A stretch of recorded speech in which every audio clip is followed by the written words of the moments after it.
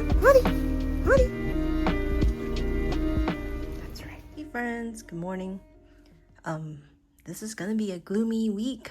An atmospheric river is coming across Seattle, so we're gonna be seeing a lot of rain, and the lighting in my room is just gonna be gray, as you kind of can see here. So I'm going as close as I can to the sky, also to the light by my window. And today's topic is going to be about my current ink swatch project. So over Thanksgiving weekend, I decided to take on a little fun activity. It started off as a great idea in my head, but unfortunately it ended up taking way more time than I thought. I wanted to take stock of my ink bottles, and I store them in these little clip bins, and I place them at the bottom, like on the floor, at the bottom of my shelf, so that they are stored in like they don't warp my shelvings because of the weight, and they're also stored in a dry, cool, and like dark place. And I sorted them by brand so it's easier to find. And in the last 2 years, I've acquired a lot more new bottles that I haven't actually opened. I decided that, hey, Thanksgiving, long weekend, let's just dig into my bottles of inks and swatch them and enjoy the process, and get to play with my new toys, and also keep an inventory of what colors and what brands I owned. And so it all started with the notion of documenting it with these Waringo ink swatch cards, which are designed to look like film. The sad story is that I found during the process, of course, that this black pack might have been compromised in the sense that the paper might have been a bad batch, or it just sat for too long in my collection and got damp or something. So the ink colors weren't actually showing up great on this paper. The white one had some inconsistencies, but for the most part, it worked out better on the white pack. So I don't really know why I'm still holding on to this. I should really be throwing it away. But that's kind of what I learned. And, maybe it could be also the properties of the inks as well. Some of them have different components and chemicals and materials, and they just don't act well on paper that are made specifically by the Waringo brand for their swatch cards. They look good in principle, these cards, but the ink just wasn't showing up well on it. So I might repurpose these. I kind of was thinking I could use these for doodling and adding these into my journals just as like a four strip comic style vignettes. So yeah, all hope is not lost with these packs. I might still utilize them. As for the swatching process, I decided to swatch them in my plotter. This is my plotter Bible size, a Pueblo beige that had patinaed to this delicious looking, I know I like to use word descriptives, salted caramel look, super glossy. And I had my colleague help me customize them at one of the events in Japan. It's so beautiful. I swear I could almost see my reflection off of this leather. It's so soft and supple. And I am using it with a, what is this? This is the DP paper. You can barely see it, but it's a 1mm grid printed with blue ink. I acquired this refill memo pad from Plotter Tokyo flagship store in Japan this fall, and it's the perfect paper. And I think I used up a little bit more than maybe 40 plus pages. And what I did was essentially taking one strip, swatch them with the inks, glue tape them onto the page, and then on the left side I swatch them again with the text. And then this way I could see how the ink reacts on this paper, how they look on larger swatches, but then also like letting DP paper shine and seeing the properties that may not show up on this paper but does show up on DP paper. And then I chose this method because I could, you know, document 4 colors in one grouping, and then because of the ring systems, I can like move them around too if I have new colors and I need to add them into the color group, so to speak.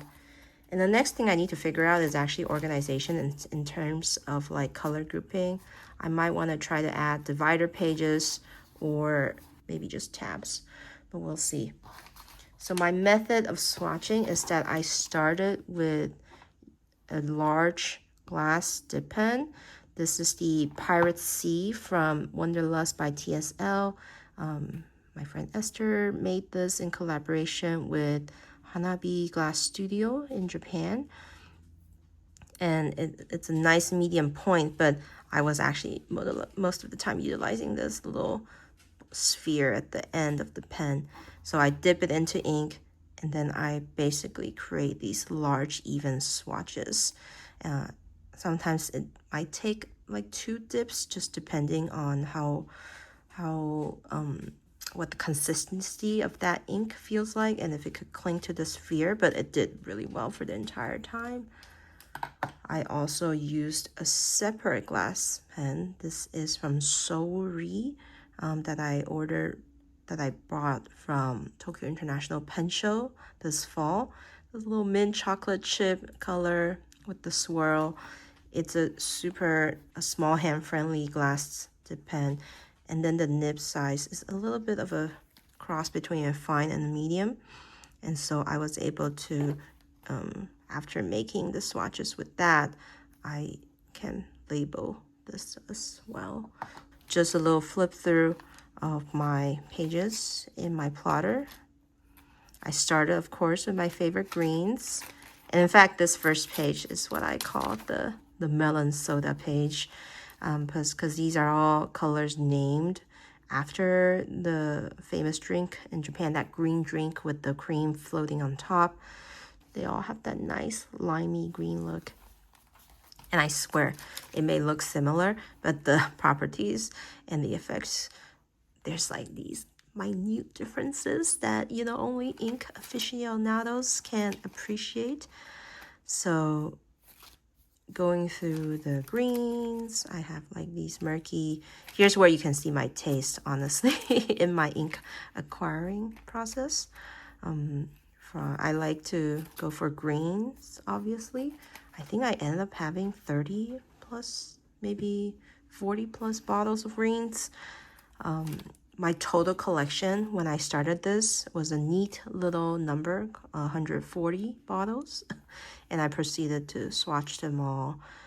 The even number worked out really well.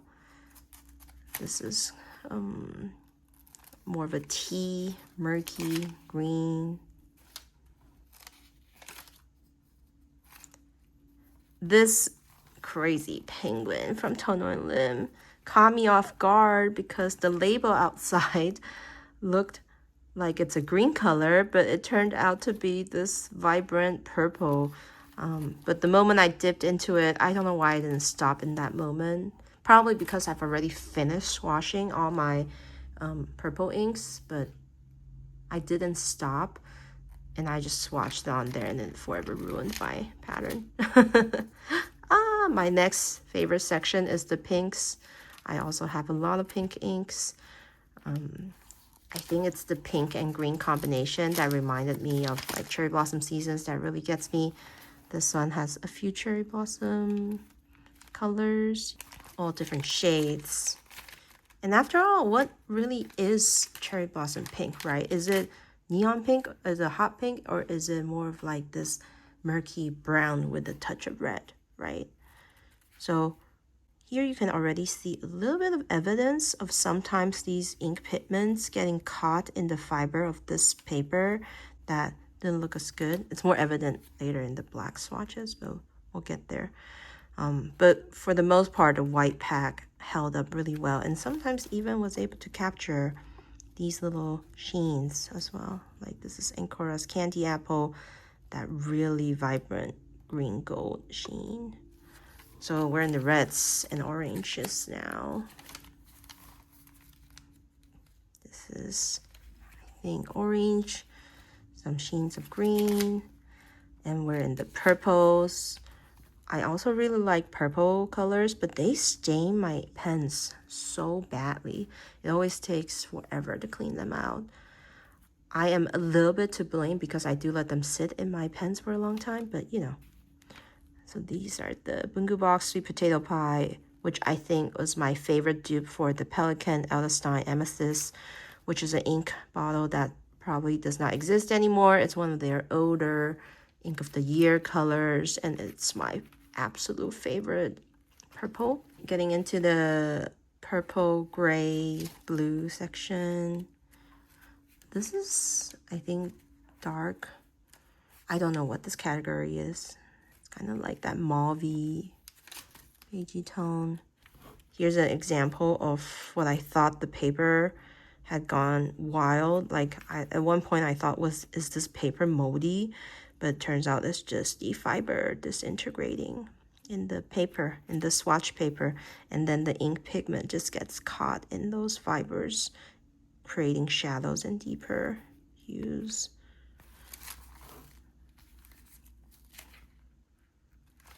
The yellows, this is the bright orange section. I do love orange ink a lot. They also stain a lot and takes forever to clean out. This was also a good opportunity for me to exercise some Marie Kondo moments on my ink collection.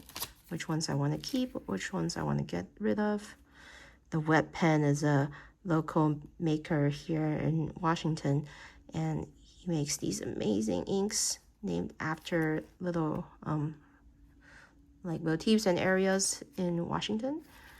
It's just that his swatches, his inks is really wet as well. So we're getting towards the end. The blues, the Deception Pass, super deceptive because it started out as a blue and it ends in a bright green. So it should have actually belonged in my green swatch page. Imagine if I had switched this out with Crazy Penguin. It would have been perfect. If I had known, I could switch that out. And then the darker colors. And this is the beginning when I was swatching with the black swatch pages, and I'm like, this is not working well. The blacks. And these are true blacks. And then the last few pages are reserved for my shimmer inks. So you can kind of see the chroma shading, the sheen, and a little bit of glitter. I try to buy ink without too big of a pieces of shimmers. So they're all pretty subtle in a way. And these three are actually from Pentanote, but they're more like pigment inks with shimmers. And then finally, this is my really bright shimmery pages. So that's pretty much it. And I'll be bringing it to my pencil circuits to show people my ink collection, and then as well as to show off the DP paper. Because I was so unhappy with how some of the swatches on the Waringo swatch cards turned out, halfway through I decided, well at the very beginning, I decided to leave some swatchings on my other paper notebooks while I have all the inks out and, you know, ordered and ready to go for the swatches. So I picked my Take a Note as a place to store my swatches. I utilized the monthly pages of the A5 size because they have all these nicely drawn boxes. And I decided to do it at first at the last 3 months of the book where it goes on into 2027. And since I wouldn't be utilizing these pages because I will be in my new book by then, I thought it would be a great place to store all these swatches at a glance. The downside is I ended up needing 1 more month, so I did have to encroach onto my December page for 2026, but I decided that by then I will probably just repurpose. My December page for 2025 to use for 2026 back then. The sheen and shimmering quality was captured really well. with the Tomoe River paper. I think this is their thicker GSM paper, so not the one in the Hobonichi. And 140 inks is perfect within these grids. This is the page of greens with a little crazy penguin in there. The page of pinks and beige and orange.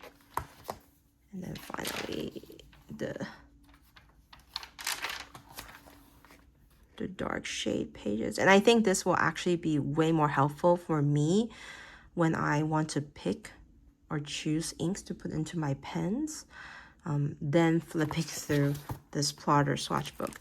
This is just like a satisfaction for collection's sakes, because once I move on to the next book, this will still be here and I can keep adding to it. So yeah, this is the full run through of my little ink swatching project over Thanksgiving.